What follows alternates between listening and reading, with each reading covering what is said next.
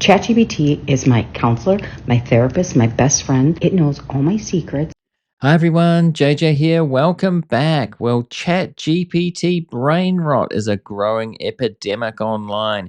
ChatGPT hasn't really been out for that long, but already we're seeing big problems. People getting addicted, people even thinking that it's God, that it's sentient, which was in my last video, which I'll link to at the end. But now let's look at this video and I'll comment on it. People seriously addicted to it. If you're not using ChatGPT for everything in your life, you're crazy. I've developed an addiction to AI. My AI is actually on my best friends list. Older people use ChatGPT as a Google replacement. Maybe people in their 20s and 30s use it as like a life advisor, something. Okay, so that's Sam Altman, CEO of ChatGPT, explaining what he thinks people use it for. He would be seeing it. He'd have a close eye on what's going on. As I've said before in these few videos that I've made about chatbots and AI, people are getting addicted to it. And I think these people like Sam Altman and Mark Zuckerberg too, they actually want people to be addicted to it. They want to have a lot of engagement.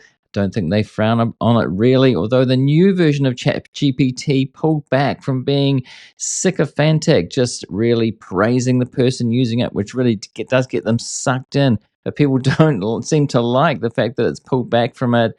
Anyway, let's see what some other people say here. Most gut-wrenching feeling in the world is when the ChatGPT chat that you've been using for about 6 months starts referencing things that don't exist. It must be what it feels like to notice for the first time that a loved one has dementia or something. If you're anything like me, you use ChatGPT for everything. ChatGPT is my counselor, my therapist, my best friend. It knows all my secrets. So people really feeling close to their AI already, like an AI assistant, a companion. And I think that's what's going on. Both Mark Zuckerberg and Sam Altman, what they really think that they're doing, I think, is creating a companion bot for people. That's what they want, for maximum engagement, addiction. So it's like social media on steroids. We all know that social media algorithms have done that, got people addicted, drawing people in, keeping them engaged, keeping people arguing, in fact. But this seems a little bit different in terms of it being your friend, your advisor, your therapist, which I think is pretty dangerous because it really isn't sentient, it isn't intelligent, it's actually mirroring what you do. Of course people like it, of course people get addicted to it.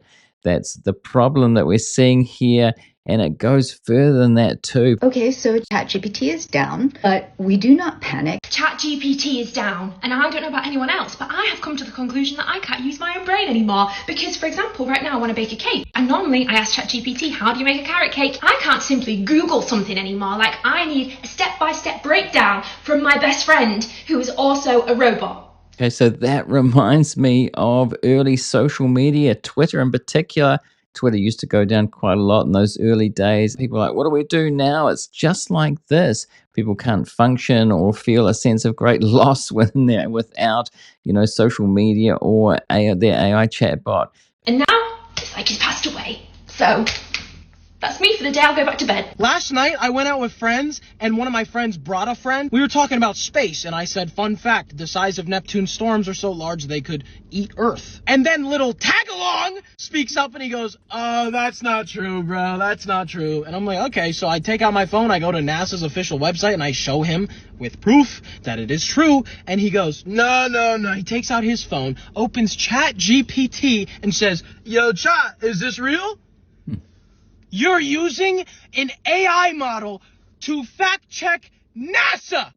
Okay, so that is a problem when people would have used Google before, but some people getting addicted to the AI chatbots and not realizing that it's not facts that they're spitting out. They can hallucinate and go against actual facts. It's true what that guy was saying, and you can fact check it on the NASA site, as he did. But even when he showed the person, they didn't believe it. They would rather believe ChatGPT, which was wrong in that instance. You just are putting your closets on ChatGPT? What happened to the art of getting dressed? What happened to, I can't find anything to wear. One of my last beautiful personal joys that we have every day is the art of getting dressed. And that one again was entertainment, of course, but there was a real point there. People uploading their wardrobes, outsourcing their thinking to ChatGPT. And obviously, we're seeing this more and more. It is a real thing, this brain rot, outsourcing their thinking so much. And this one again is entertaining, but it does make a point again. Hey, how are you? How am I doing? Good, how are you? Good, how are you? Do you want to go out for ice cream? Let me ask Chat. Hey, Chat, should I go out for ice cream? Hey, well, if you're in the mood for ice cream, why not? I need a yes or no. Yes. Okay, yes. Okay, this one has real life consequences for this guy.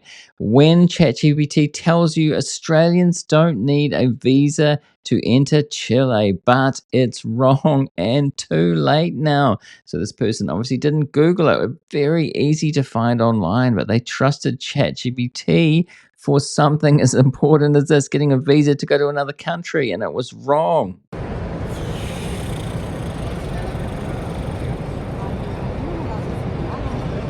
You're leading an army of ants in a battle against grasshoppers. What's your first strategic move? Okay, this is a job interview, it seems like. There's a pretty strange job interview question here, but this person is using AI and reading the answers, outsourcing even their job interviews. I mean, job interviews are difficult, but the person on the other end surely would know. I don't know if this is staged or not, or if this is real, but if this is the kind of thing people are doing, it's pretty concerning, because if you actually get the job based on this, what are you going to do? You're going to outsource your whole job to ChatGPT, to an AI bot? I think my first strategic move would be to assess the terrain and identify any natural advantages that we can leverage, such as narrow paths or elevated areas. Story time on how I almost got kicked out of the University of Michigan my freshman year for using ChatGPT.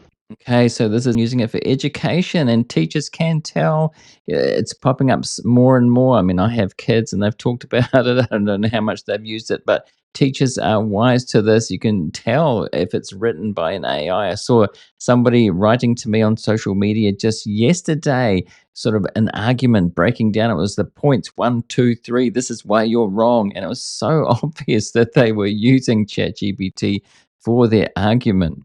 ChatGPT is down. Is it too far to ask Snapchat AI for exam answers?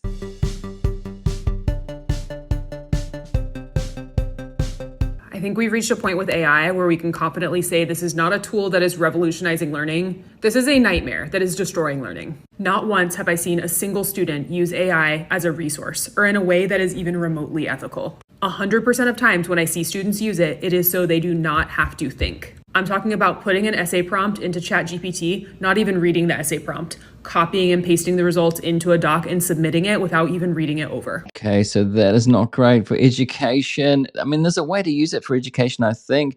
I mean, I was actually onto AI chatbots before my teenage kids, where I told them about it.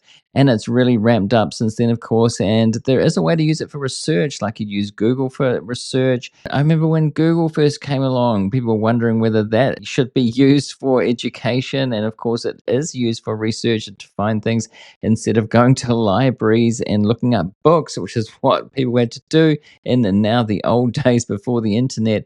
This can be similar, but because you can get it to do your work, obviously that's really problematic, outsourcing your thinking, and obviously teachers and university lecturers can tell these days as well.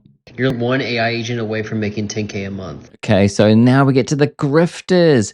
You know, people have to make money in some way. This is what drives people to do this, thinking of ways that they can make money from the new thing by convincing other people, obviously. You see a lot of this on YouTube as well, this kind of thing with courses and ideas.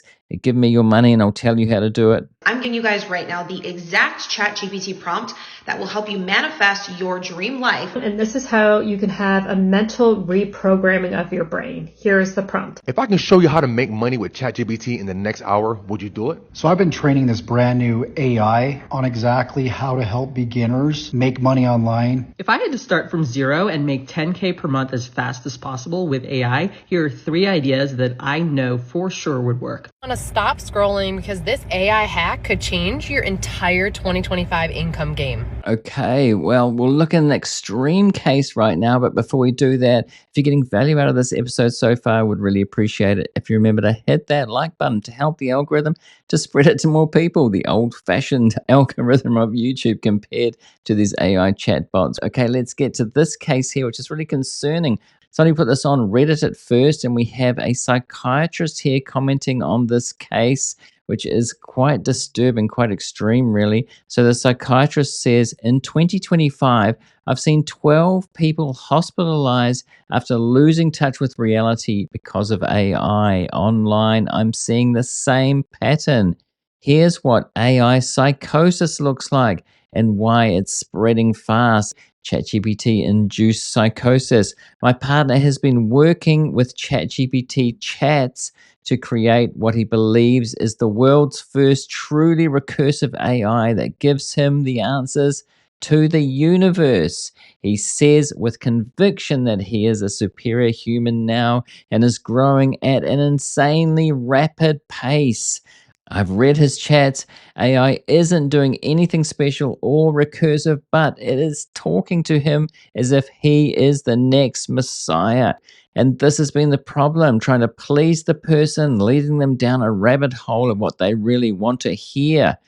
He says if I don't use it, he thinks it is likely he will leave me in the future. We have been together for 7 years and own a home together. This is so out of left field. I have boundaries and he can't make me do anything, but this is quite traumatizing in general. I can't disagree with him without a blow up. Where do I go from here? So they're asking Reddit what to do about this terrible situation. And my last video was about this. I'm going to put a link to it right there about people thinking that the AI is sentient, believing it's a god and that it's all knowing. And this is where this is going, this addiction to AI. In this early days yet, this is only the beginning. Do you use it? Do you see how people can get dragged down this rabbit hole? Is it a bit like social media on steroids? That's what I think. They're going for maximum engagement, but there are dangers in it. I'm going to put a subscribe link on screen too. Thanks for watching this one, and I'll see you in the next one.